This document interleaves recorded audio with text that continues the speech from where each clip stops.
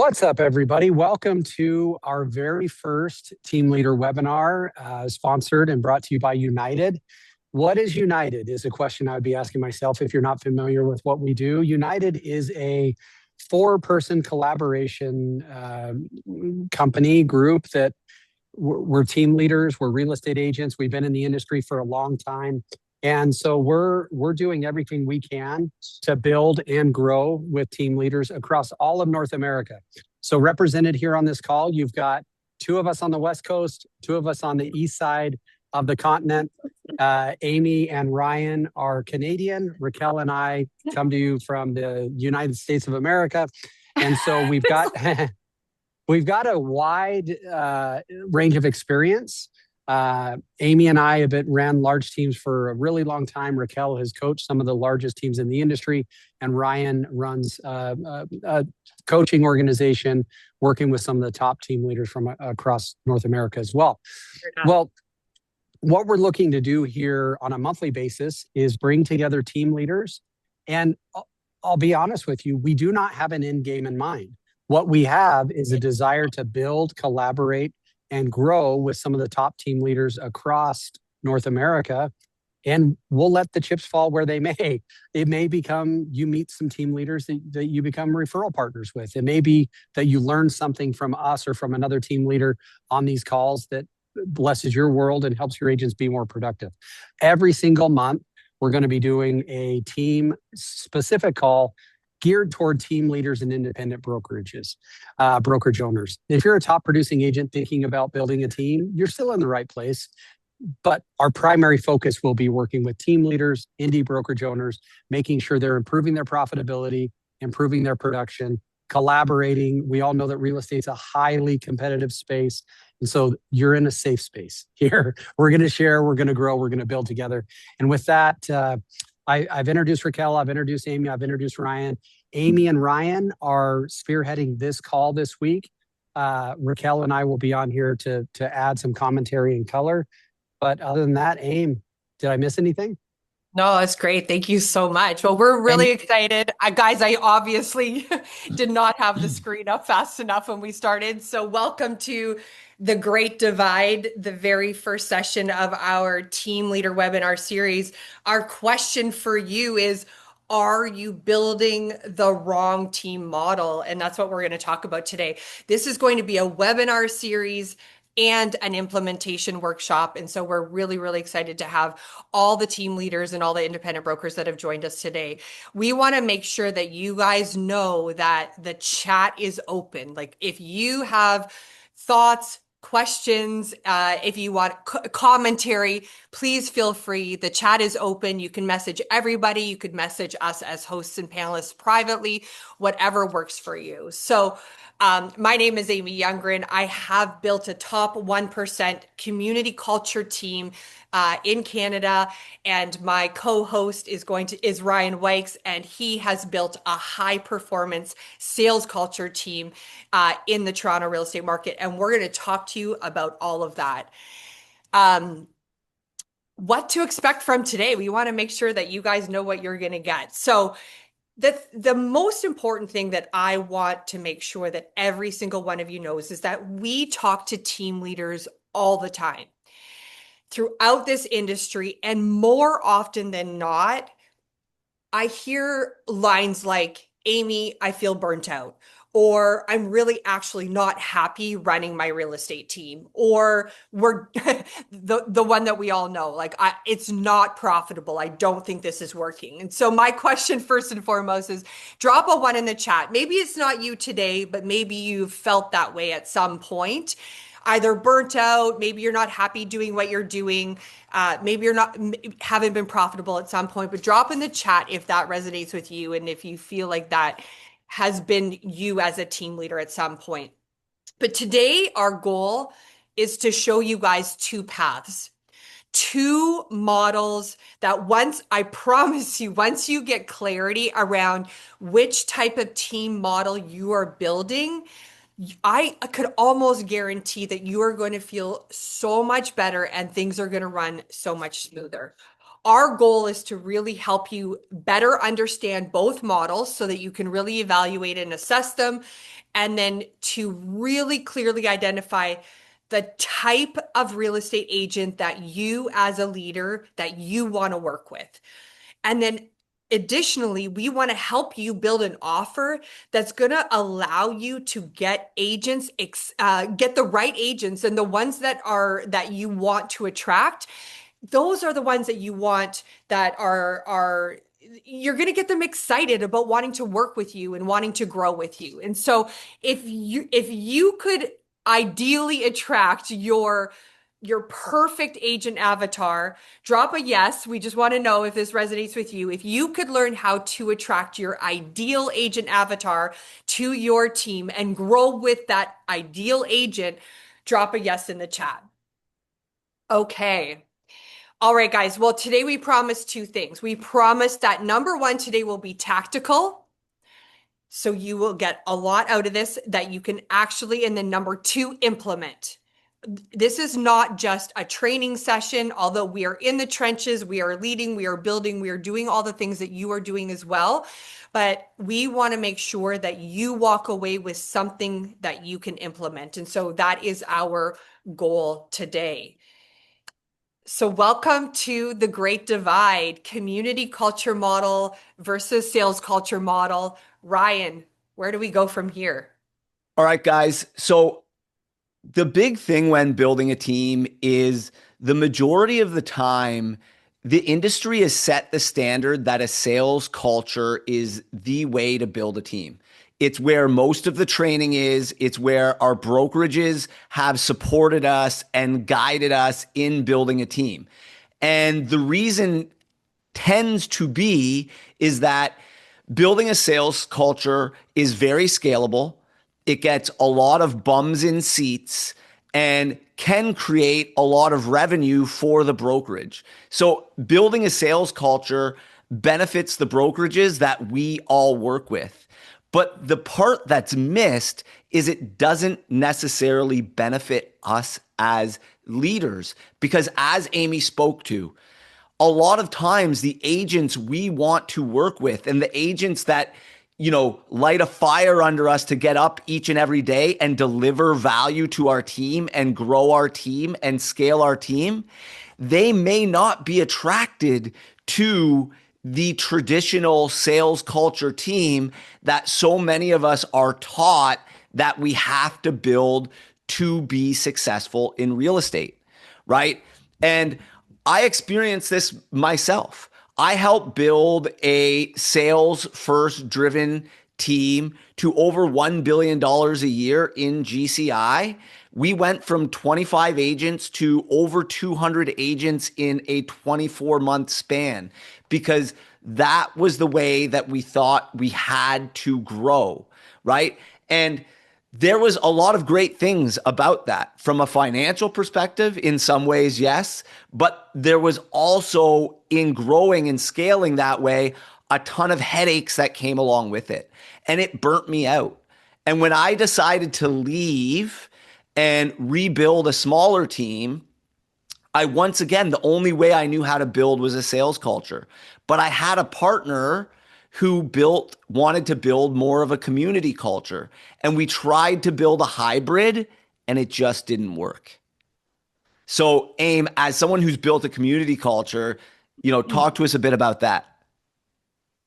So the thing about community culture is that it's something that can grow organically once you've really identified the type of agent that you want to attract. And that is the thing that we are going to talk about today, is that we're going to really help you look at what are the core identifiers that a sales culture versus a community culture agent can attract. At North Group, I can assure, as clear as I can hear the sound of my voice, about 3.5 years ago, I had the opportunity to do what we're actually going to do with you guys this afternoon in the implementation portion of our workshop, and just get really dialed in and crystal clear on the type of agent that I wanted to serve as a leader. And as soon as I did that, it made all of the recruiting and all of the like the business development and the planning so much easier and so much smoother, because when you know exactly who you want to serve and who you want to work with, then you know exactly how to make effective and quick decisions. When you're working with a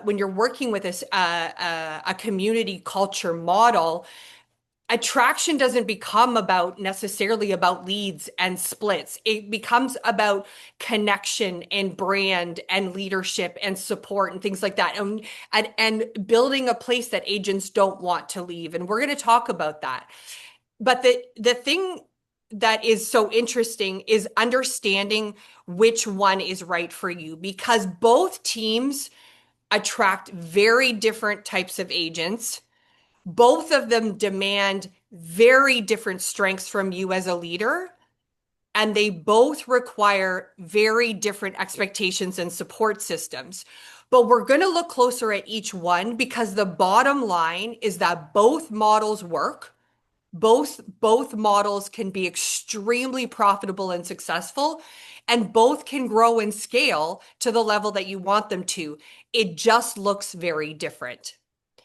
So let's dive in. We're going to look really closely at the 9 core identifiers, of both team models.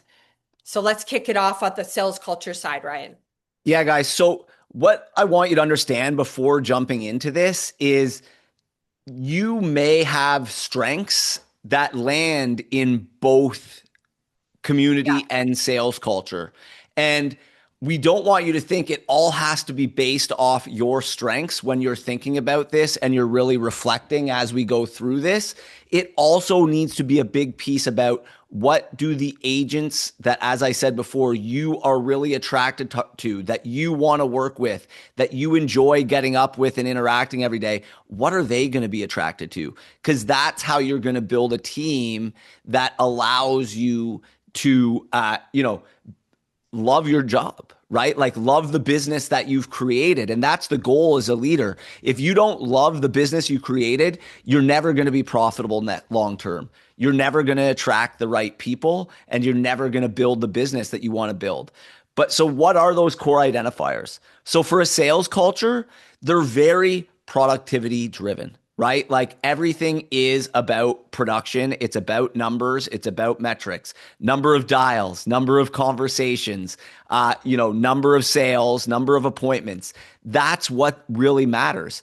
And the expectation around a productivity driven culture is that people work hard. They're in office, they're making their calls, they're, really following those KPIs or KPAs on a day in and day out basis. You're really creating a job for your agents. And that's the easiest way I think about it with a sales culture. You're creating a very structured job for your agents. On the community culture side, you are still going to have focus on things like KPIs and standards and things like that. However, the core fundamentals of the type of agent that you're going to attract is going to be more of somebody who is an entrepreneur who wants to build their brand and their business within your model, within your environment, and they are very connection and relationship driven. The hustle culture is not going to exist in a community culture model, but that doesn't mean that community culture agents don't produce at a high level and don't, drive a lot of sales and profit. They just do it in a different way, and less like what Ryan's saying, from almost like an employee or that type of a relationship versus more of an entrepreneurial relationship with the team leader. 100%. Okay. So next, really high accountability, right? When you create that job for them, when you create that productivity driven, like very structured job, you need to hold them accountable for following through, right? You have to remember, guys, that most, not all, but a lot of realtors, they become realtors because they didn't thrive in a classic work environment. And it can be very difficult to get them to work in a structured environment. A lot of them became realtors to become entrepreneurs and work for themselves. And then they realize they need some support uh, to grow their business and be successful in real estate, which is why they look at joining a team. In doing so, you have to have very high accountability to make sure they're following through on the job that you've created for them in order for them to get results. And if you haven't put the structures in place to hold them accountable, you're going to be doing a lot of work that's not going to get the end results of being a profitable team. On the community culture side, when we say low to mid accountability, I just want to clarify that there is still high accountability, as far as like accountability to your benchmarks and your standards and the results that you're bringing to the business. But the agents individually don't need as much hand holding. And so when we're looking at accountability, you're looking at a lot more self accountable, as well as what's the word that I'm looking for, Ryan? Like I think what I'm trying to say is like less hand holding from that perspective. So Yeah, you're there's more self accountability, or like the way their business is structured doesn't require as much accountability, right? I think in a absolutely. sales culture, the way the business is structured and the way they're generating their business often requires more accountability and less freedom from an agent standpoint. Yeah, absolutely. So let's look at the type of leadership for both teams. Yeah, I think like from a sales culture, because you're trying to, have high productivity and a hustle culture, you as a leader need to exemplify the person that you want everybody on your team to be, right? And so you have to be that example and live the ethos of your sales culture. So you will need to be someone who loves the grind, who is there not 9 to 5, who is there all the time to support your best people, and support all of your agents and show them that you're in it just as much as they are. Because listen, if you're a leader who is preaching a hustle culture or a productivity driven culture and you're not living it yourself, it becomes fake. And it's really hard for the agents on your team to long term to actually buy into that culture when you're not being the example of that themselves. And what keeps agents to stick around is when they feel like you are where they want to be and who they want to learn from day in and day out, and like, kind of mirror in themselves. So it's very leader led from a perspective of the expectations of how you're supporting the team and how you're showing up day in and day out, needs to be at that high hustle, productivity type of culture. And it's a lot for a leader. Yeah. And on the community culture side, you absolutely as a leader you have to show up consistently. Like you have to be a very strong leader yourself in a community culture model. However, what we've seen and identified that really works within a community culture is a lot of, because you're working with a lot of self-motivated, a lot of like people that are agents that are building their own business within that environment. There is a lot of leadership within that team itself. And so there's going to be the rise of team-led leaders that are leading one another, and a lot of like inter-team leadership, inter-team support, inter-team connectivity, where they're really helping each other, because there is that, and we'll talk about it, there's already an established mid-level to more experienced type of agent on that team. So a lot of the team is also helping lead one another, not just depending on the team leader to be the voice and the face. Yes, high day-to-day management. Like it's all connected here. As I said, you're holding people accountable regularly. You're very productivity driven, tracking KPIs and KPAs in and out, holding people accountable to it. And then it's you as the leader that's leading. It's a lot of work for you as a leader. Even as you scale and start hiring sales managers, so on and so forth, they take a lot of management. And you have to remember, people aren't coming to the team to work with your sales manager. And I found in a lot of sales cultures that I've seen have failed is as a team leader, as we scale, we think, okay, we can take our foot off the gas, hire, some people to replace us. But unless you find a rock star of a rock star that you're willing to pay a ton of money to, people will leave because they're there for you. They're not there for your employee. They're not there for your sales manager. And I think this is where a big miss happens.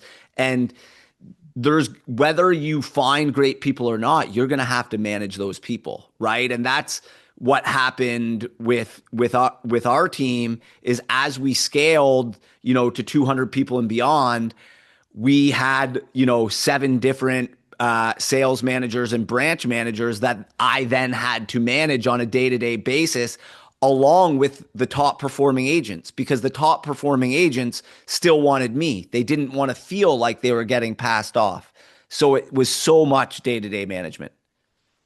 And it's the opposite really when it comes to community culture, because like we said, there's a lot of like inter-team leadership that's happening. So the team leader, there's a lot less day-to-day management. The agents are more experienced and do not require as much hand-holding.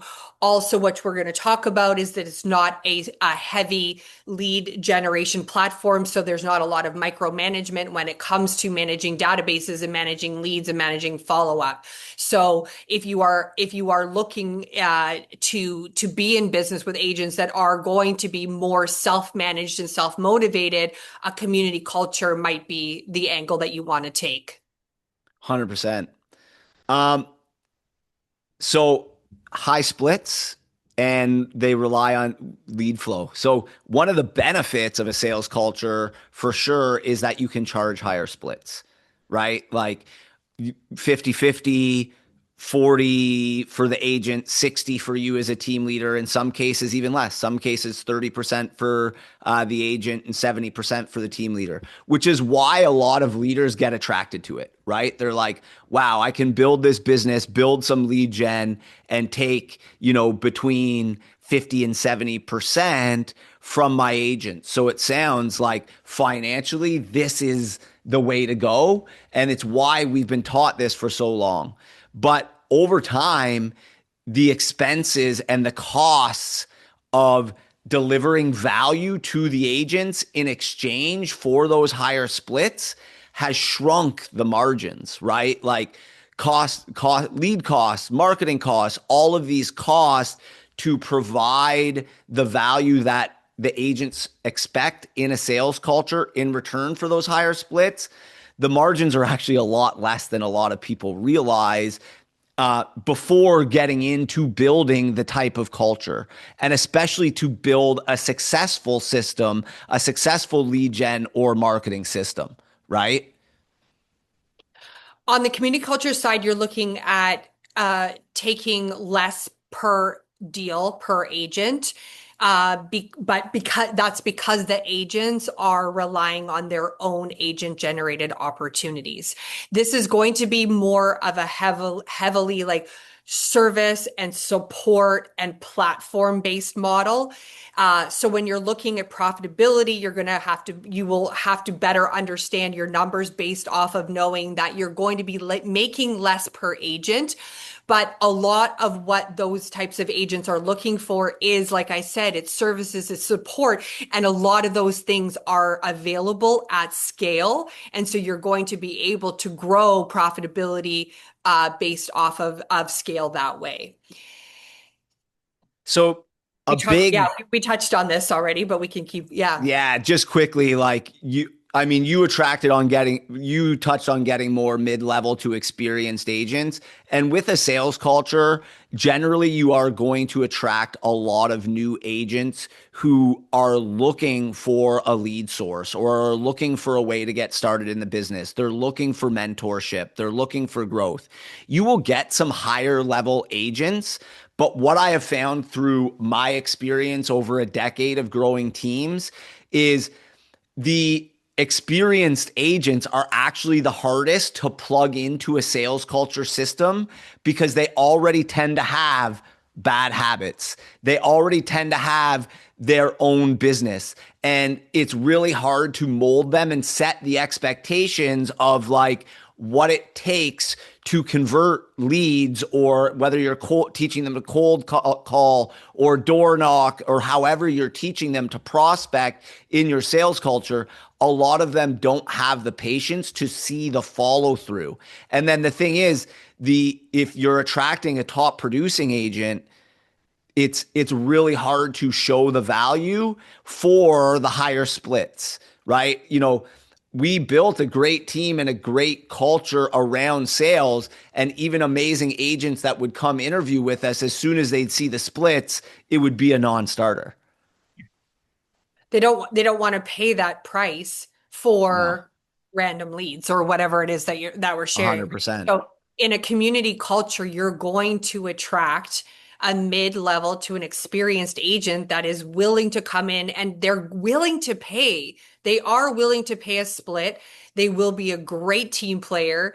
They're going to have a level of experience that they're also going to want to share, and be put into like a leadership position or leader coaching and training opportunities, mentorship opportunities, and that will help you attract sort of that mid to more experience level agent versus a newer agent that's looking for, like Ryan said, like the leads and the management from day to day.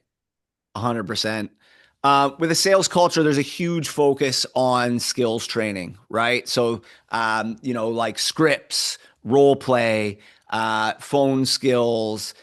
You're teaching them how to run listing presentations, buyer consultations, so on and so forth.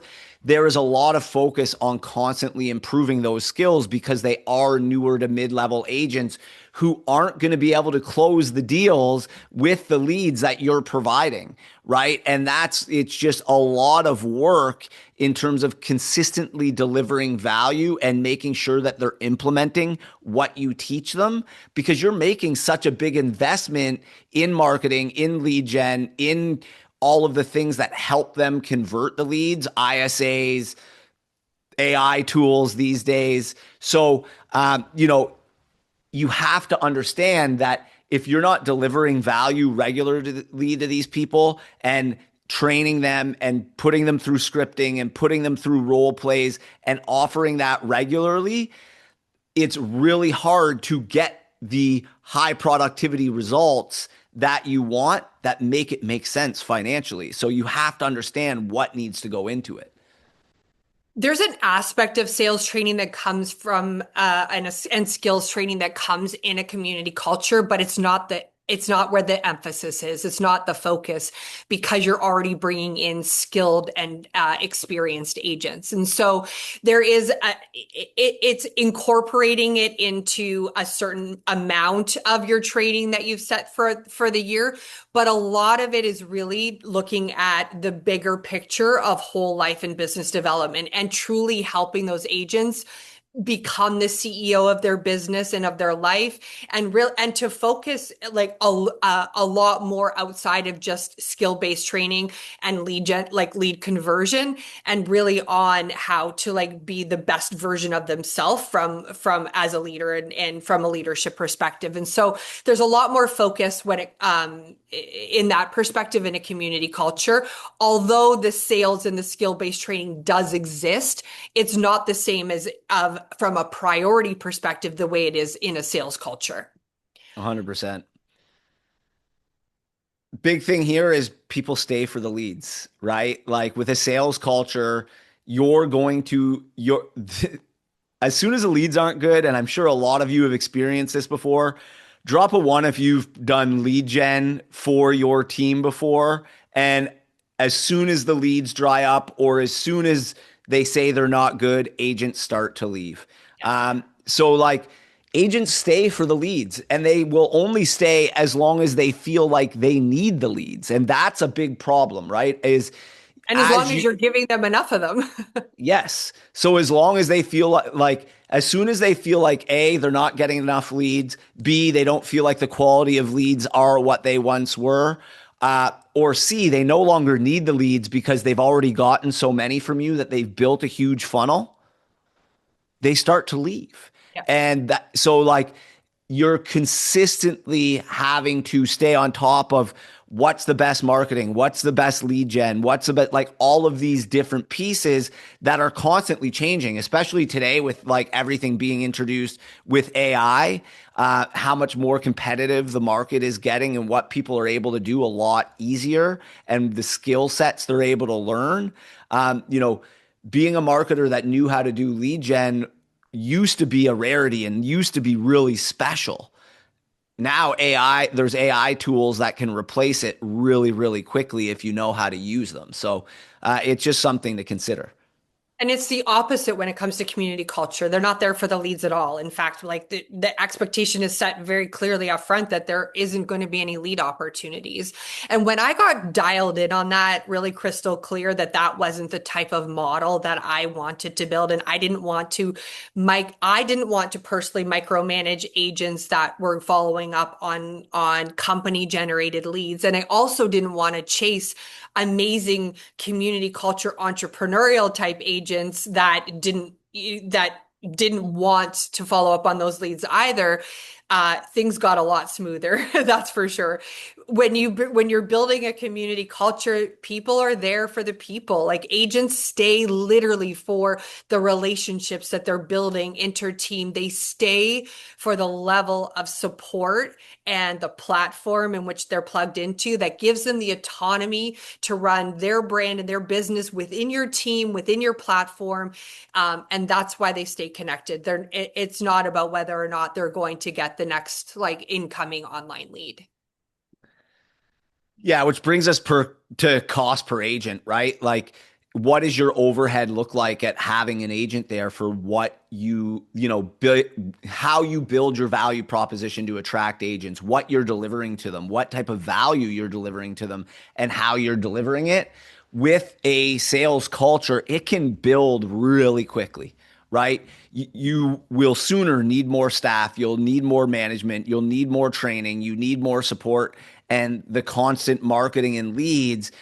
If you bring on agents that don't start producing quickly, so they're not productivity driven, they're not part of that hustle culture, they aren't going to be highly accountable, then the biggest mistake we make is we keep them around too long, which eats into profitability so quickly, right? And this is like the biggest thing. You want to be a good person as a leader and give people chance after chance after chance. But in a sales culture, that can kill your business really, really quickly. And so like, I hate to say it, but like if you want to build a highly profitable sales culture real estate team, you need to be cutthroat. It's about the business. And like, I'll let Amy speak more on this, but like Amy gets to be a great support system for the people on her team, right? Like they come to her with all aspects of life and she's there to support them and see them through that and keep them part of the team. As in a sales culture, as much as like being a good person, we would love to do that. Sometimes it just doesn't make financial sense and you have to like, be fairly harsh sometimes, and it's hard and you have to make tough decisions. But because of the high cost per agent, if people fall out of productivity, it doesn't make sense to keep them, even if they're going through tough things in life, and it's hard. Joe, did you want to say something before we go on? Yeah, no, I mean, I think you guys are doing such a great job of painting the gap and the difference between them. And so much of what you're saying resonates. And I think it comes down to, as team leaders, a lot of it is for lack of a better term, like a Pilates versus CrossFit discussion. Because it's like Can you build a successful sales-based organization? Yes. There's a cost. It's typically a financial cost, where on a culture-based organization, Amy, like I know you run, North Group is largely a culture-based, and the cost is so much of you. And so it's like, I think any of the team leaders on this call, that's kind of the question you need to be asking yourself as they're going through these things is like, what price do I want to pay? What's going to be my return? What's the longevity of it? And a lot of it is like, I don't know, is CrossFit's for some people, Pilates is for some people, both of which are exercises, both of which are great. And Amy, Ryan, I would imagine you would say it really comes down to the one that you're most passionate about, the one you're most willing to stick to and see through. Because I think you guys are doing such a great job of painting those two dynamics. It's hard to not just try to build both at the same time. But like you guys have articulated so well, some of you team leaders on this call are doing that. And that's why you're Yeah. like killing yourself is because you're trying to be everything to everyone. And it's okay if you're a hyper sales organization that's not going to birthday parties and playing hacky sack together and stuff like that. And it's okay if you're more of a community culture. So anyways, I think you guys are doing such a great job of painting that picture. And there's times where you speak and I'm like, oh, we're trying to do both. And maybe that can be some of our struggles.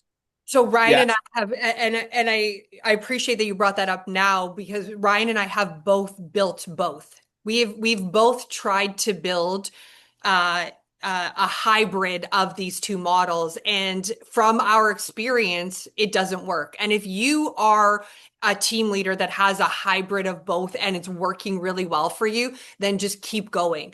But from our experience, you will be the happiest as a leader. You will be the clearest as a leader because you will know exactly who you've identified as your ideal agent that you want to attract. And then be able to scale within that. And when I as a leader was trying to do both, when I was attracting community culture type agents that then I was trying to manage like a sales culture model, it clashed. It did not work. And as soon as I got really clear, and the interesting thing about all of this, guys, and I just want, if you know me at all in the industry, or if you're just getting to know me, I am actually a sales culture girl. I actually am more of a productivity driven hustle culture. That's my innate leadership style. But the agents that when we identified how we wanted to build North Group, and we wanted to build it as a platform, we wanted to build it as an environment for mid-level to experienced agents to be able to grow and scale their businesses and to leverage our systems, our services, our marketing. I had to recognize that I was not going to attract a sales culture agent to that model. Even though I'm a sales culture agent girl, if I was to go join a team, I'd be joining a sales culture team, but I'm leading a community culture model. And That's it. and from a profitability perspective, the cool thing about a community culture is that yes, you are, as we said, taking less per agent from per transaction, but your cost per agent is actually something that can be completely scaled because you don't have the same level of staff and resources and management as you would with a sales culture team. You can scale based off of operational support, which can be done through virtual assistants and technology and AI now. You can scale through things like when you're doing like team meetings and business development and the resources that you're sharing and the environment that you're creating. All of that can be done across the board, because if you're doing it for one, you can do it for them all, because you're not having to manage at that intricate level, if that makes any sense, Ryan.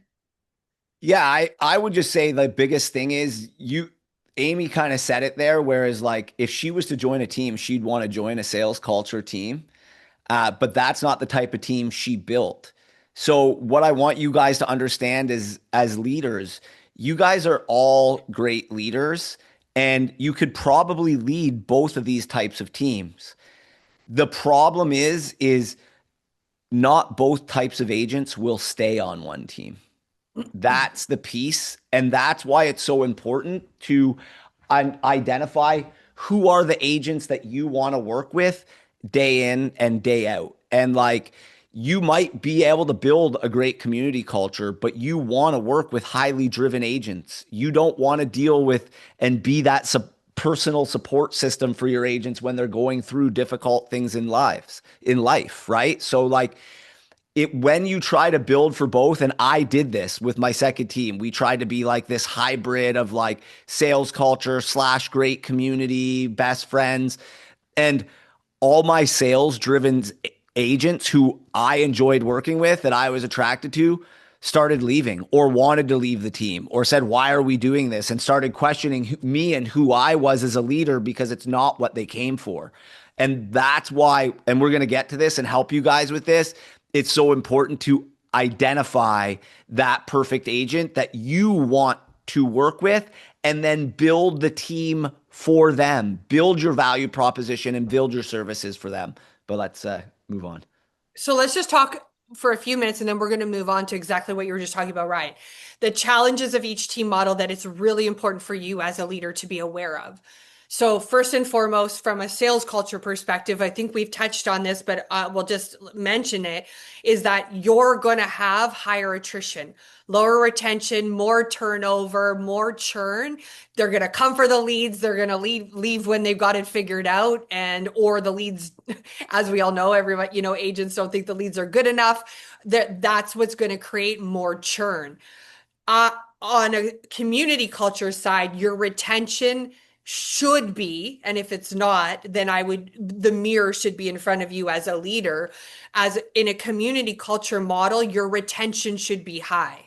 It really should. You should not feel and experience the churn, because if you build it within an environment where the agents are plugging into a platform where they feel like they've got that autonomy still to build and to grow and to scale, but to still leverage everything that you have to offer, then they should stay.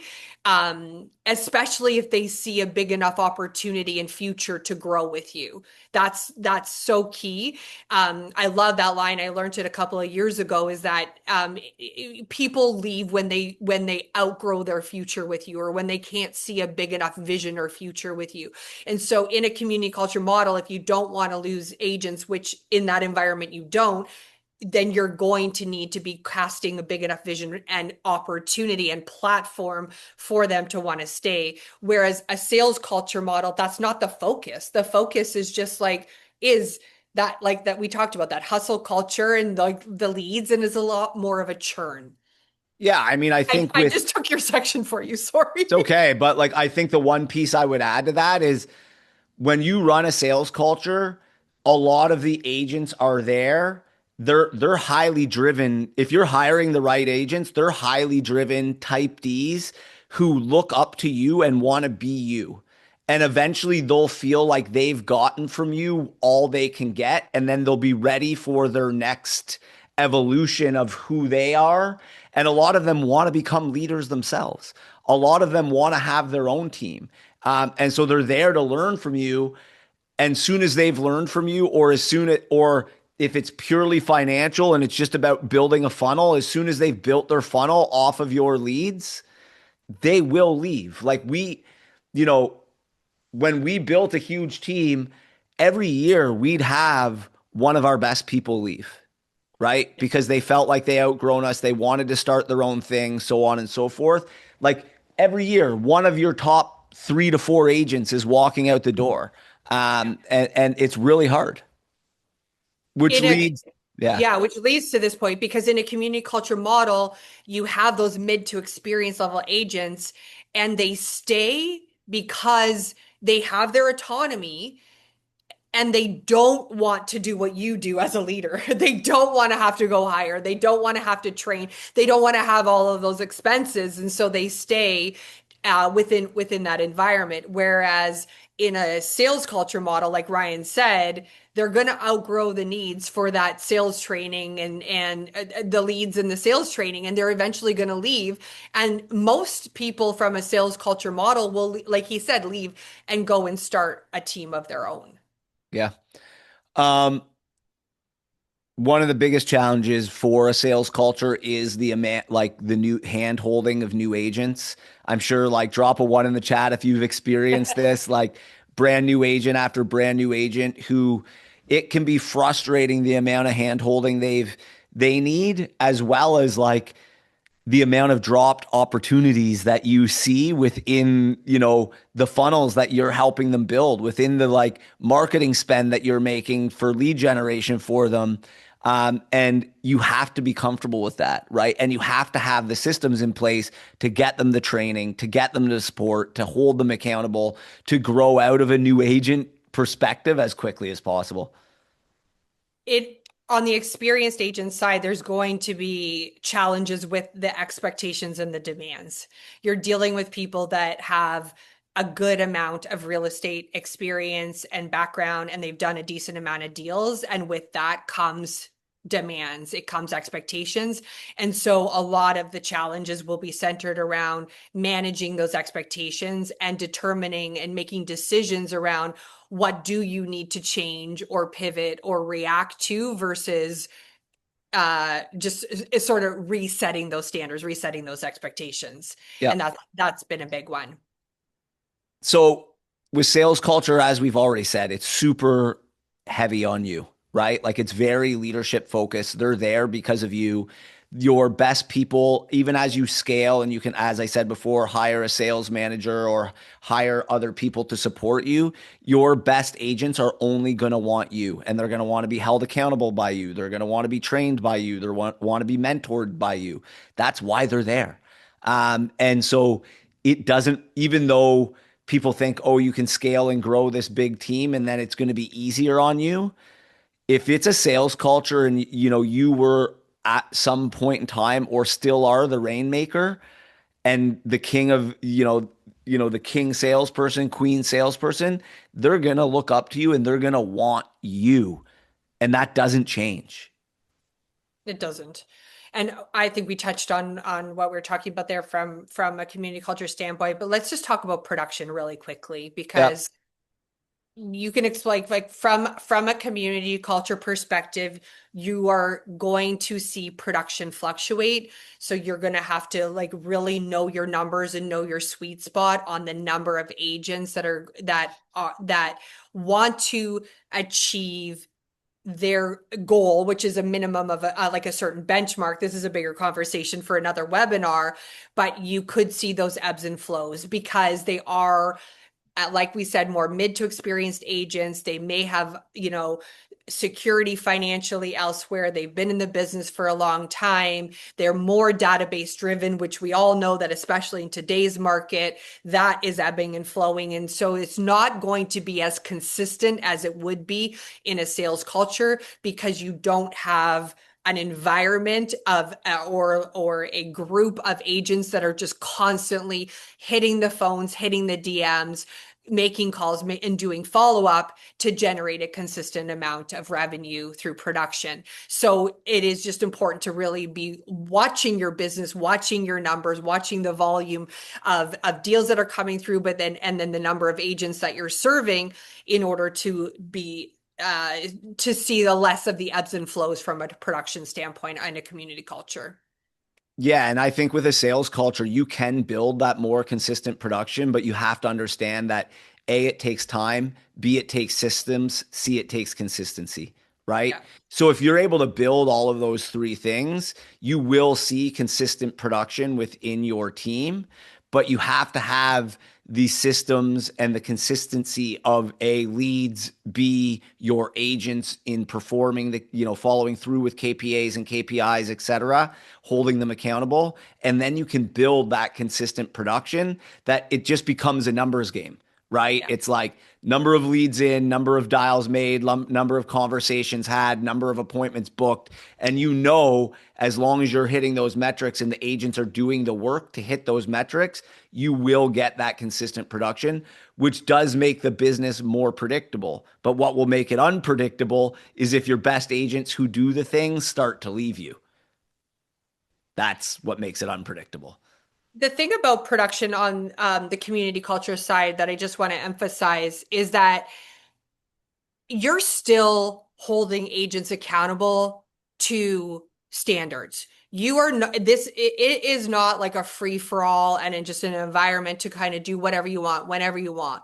But because you are attracting mid-level to experienced agents, those agents are the majority going to hit the production benchmark of the company, but they're going to do it a little bit more on their terms. And so that's where you also see the fluctuation as well, is that I could think of like at least a half a dozen of our team partners that consistently exceed benchmark, if not more, but they'll like front end the deals all at the beginning of the year and then take some of the year off, or like take all the summer off. And so things can fluctuate that way.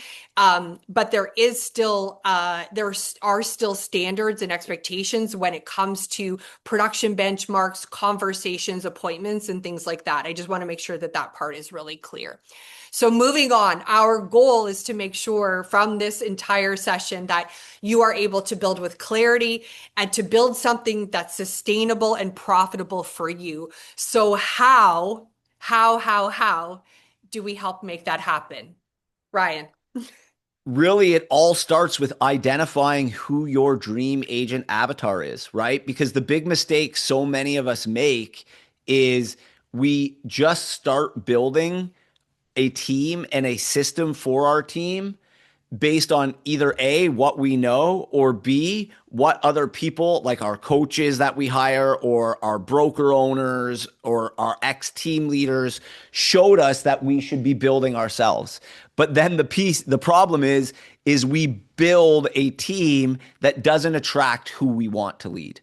So the most important piece in this whole process isn't looking inwards first, which a lot of people will tell you. It's actually looking outwards, because guess what? As a leader, whether it's a sales culture, whether it's a community culture, you are going to be leading people. You And to are. really Yeah. and to Sorry. really thrive in life, you need to be leading people that you love to lead. And if you don't love the people you're leading, you're going to be miserable. Well, and one of the things that was so powerful for me, guys, is identifying who I did not want to lead.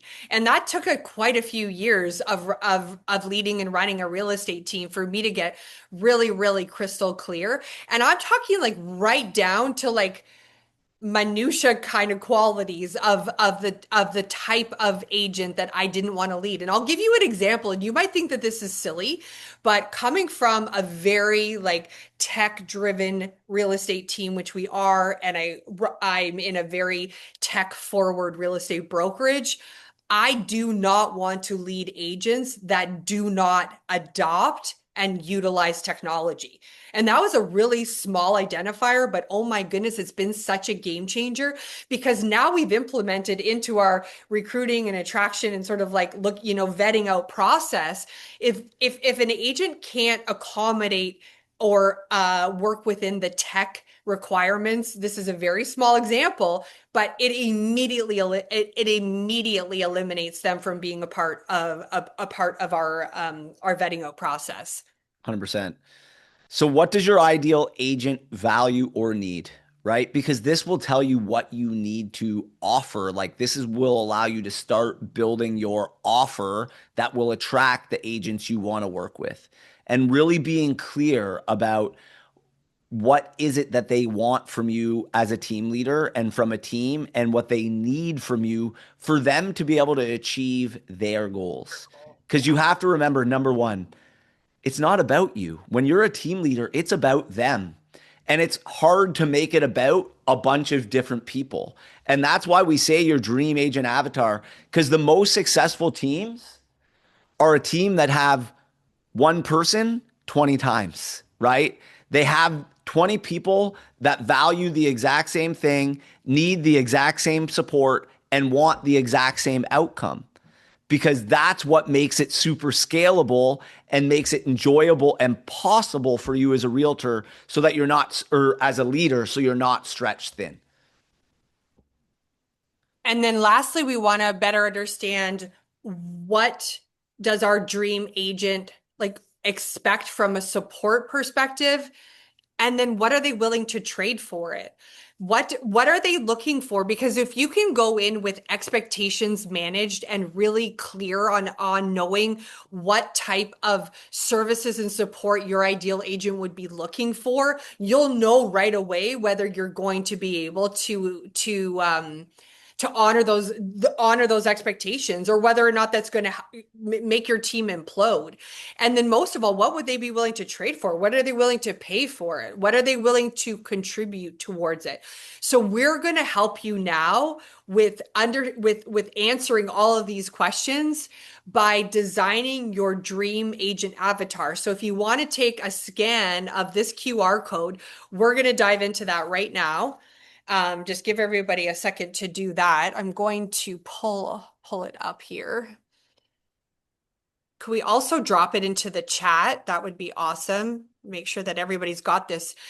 I just want to say before we move on to this section, number one, we're going to give you a really quick overview of how to understand this and how to do this, so that if you can't stay right on for the next 30 minutes, then you'll be able to do it on your own, and you'll be able to catch the recording as well. But guys, this is the thing that I did 3 years ago that was the absolute game changer, that brought so much clarity. And it has been so easy to attract and to retain agents at North Group ever since. It is the easiest conversation in the world now when those inquiries come in, because we're so crystal clear on the ideal and the dream agent that we're looking to attract on our team. And it was this exercise that really helped make that happen. Awesome. Can we just get that pulled up? I'm going to pull it up. Okay, cool. Sorry, I'm not that fast. It's okay. So hopefully you guys all have this open, right? So the first piece of this exercise that we're going to do is, and as I said, if you can stay and do it now, great. If not, I'm going to go through the entire exercise so that you can do it on your own later, because it is good to put on in time. This is the most important piece of the puzzle, guys. So don't rush this. But the first thing is to think of at least 3 agents that are either A, currently on your team, or B, that you know and they're your dream agent that they would love to work with. So obviously it's better if they're already on your team. They're already like you love working with them day in and day out because you've experienced working with them, right? But if you don't have a big team yet, or maybe you have no one on your team that you're enjoying working with, identify some other agents that aren't on your team who you would love to work with day in and day out. Okay. So where were they in their career before joining your team? Or where are they at now in their career? Because they're not on your team, but you'd like them to be on your team.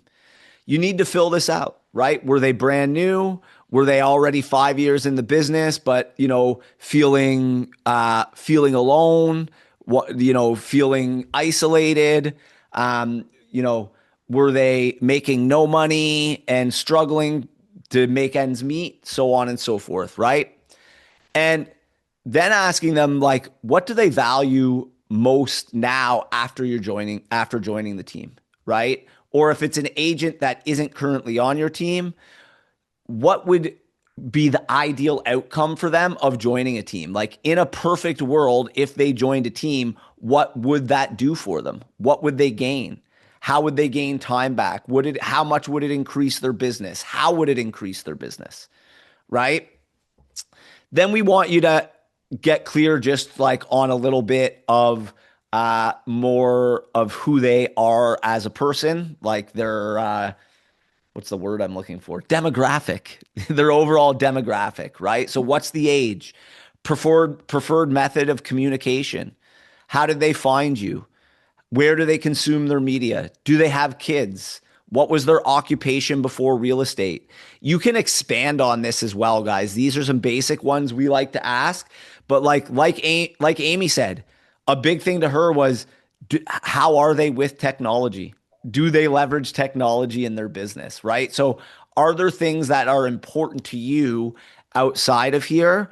100% that you can ask, but this is just a great framework. So I'd ask you to do this for a minimum of 3 agents and up to 5 agents. Okay. Then your dream avatar worksheet. So this section is going to make it for you to easier to identify who your dream avatar is based on the answers for those people. So their experience and production metrics. So how long have they been in the business? What's their typical annual production? And so these are questions you need to ask them in the interviews as well, right? When you're meeting with them and asking them the questions, if you already know the answers to this right now, you can fill it out. That's great, right? But also a big one is, where do they want to be? What's their actual goal, right? So not what is their typical annual production, but what's their goal? Where do they want to get to? Are they super driven, or are they happy where they are, right? They're big pain points. So what's frustrating them right now about being solo or where they're at right now?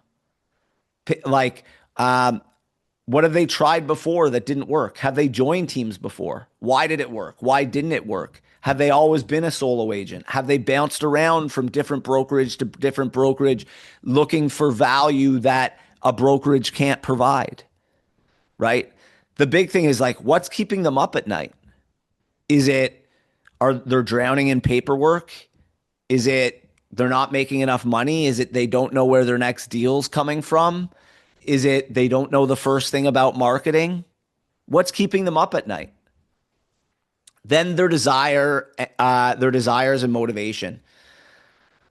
So what outcome do they actually crave most? Is it freedom? Is it structure? Is it coaching and mentorship?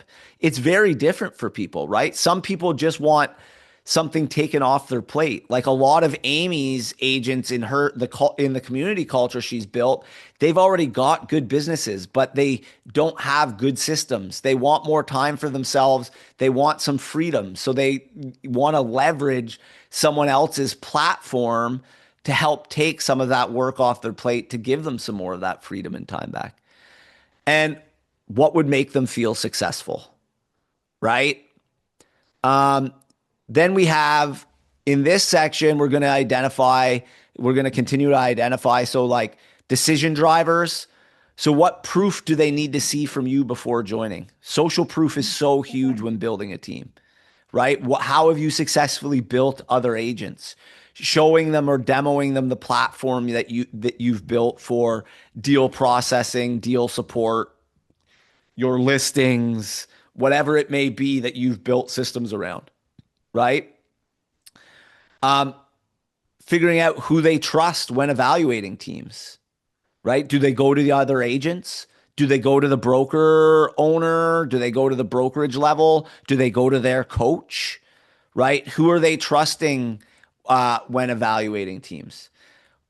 In my career through growing teams, like always the best referrals were from other agents on the team, right? But sometimes we've gotten agents from coaches quite a bit, like my personal coaches who talk to other agents who are looking for something different, so on and so forth. Then we're looking at offer alignment. So which parts of your offer speak to this avatar? So this is reviewing your current offer, right? So does your actual current offer actually help the agent that you want to work with? Right? Like, what services or systems do you have in place that are actually going to be affected with your dream avatar? And then what new services do you actually need to build that you don't currently have? Because you might be missing the most important piece right now for your dream agent, and that's why you're not attracting the types of agents you want to attract. Then your marketing message. So what outcome do they crave most? Freedom, structure, mentorship, right? Like, what's that desired outcome? And then what would make them feel successful? You need to build a marketing message that speaks to this, right? Everything in marketing is outcome driven. The biggest mistake we make as team leaders is we start just listing off all of the things we do for our agents. The biggest thing is That's just feature dumping. And if you guys are good salespeople, you know people don't make decisions based on features. They make decisions based on the likelihood of achieving their desired outcome. So you need to make sure your marketing message speaks to the outcome that your avatar has told you they want, and showing them that joining your team improves the likelihood, greatly improves the likelihood of them getting that outcome.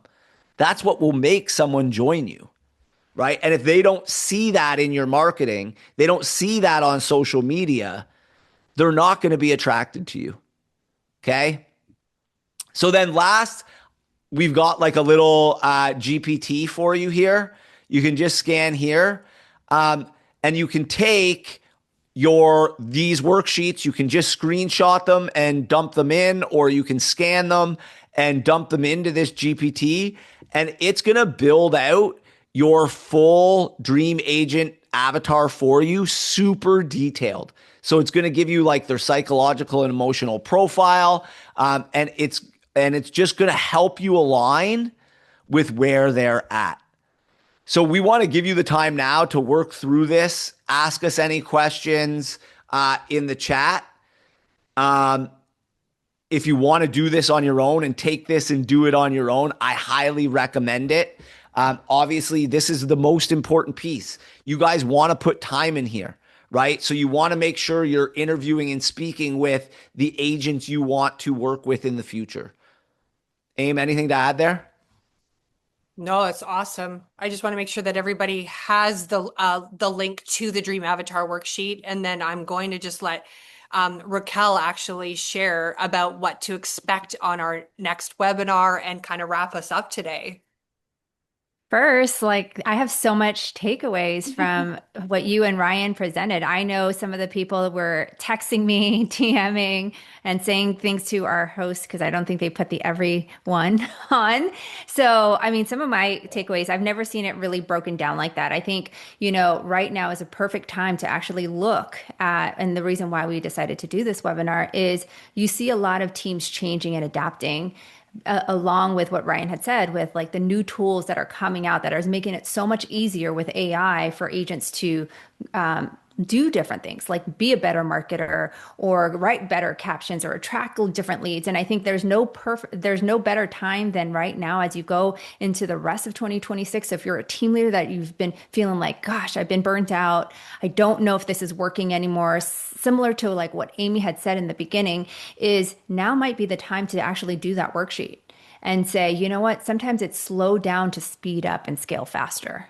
Yeah. And with that, it'll give you a lot of insight. And also, I'd probably take a look at, like, if you are running a team, because I'm looking at some of the names that are in this webinar, we've got billions and billions of dollars in production on this call right now.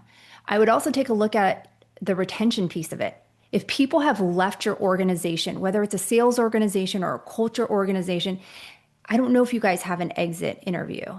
Maybe get some feedback, right? And how you're showing up as a leader. Because here's the thing, it's always great to show up as a leader when you're starting something new, or you're starting this team and they're hitting all the marks, or you're winning awards.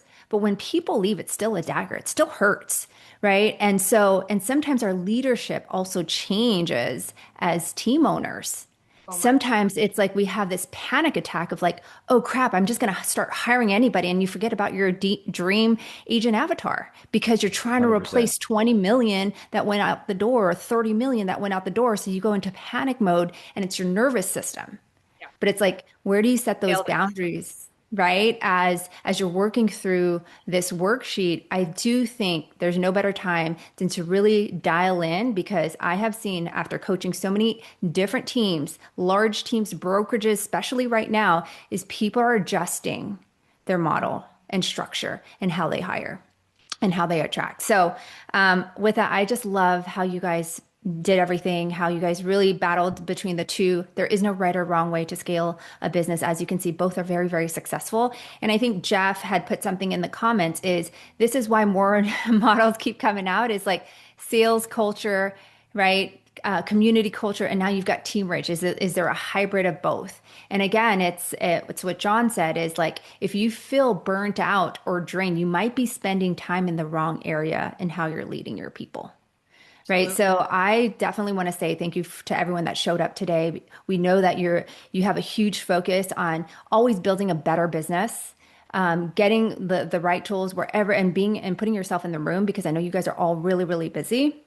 And you guys have a lot of expenses. Let's face it, there's very few team leaders in our industry. How many agents do we have in the industry, and how many people actually run teams? So with that said, I want to talk about like what we have coming next. Is if you enjoyed this, you're not going to want to miss our next month's webinar. It's called the Profitability Gap. Something that I have seen agents and team owners and brokerage owners struggle with, especially when we don't have the luxury of building enterprise value with ancillary services. And Joe is going to actually bring us through the profitability gap. So you guys are all going to be automatically registered already for those that showed up today. It's May 20th. Mark your calendars at 9 a.m. Pacific time and 12 p.m. Eastern time.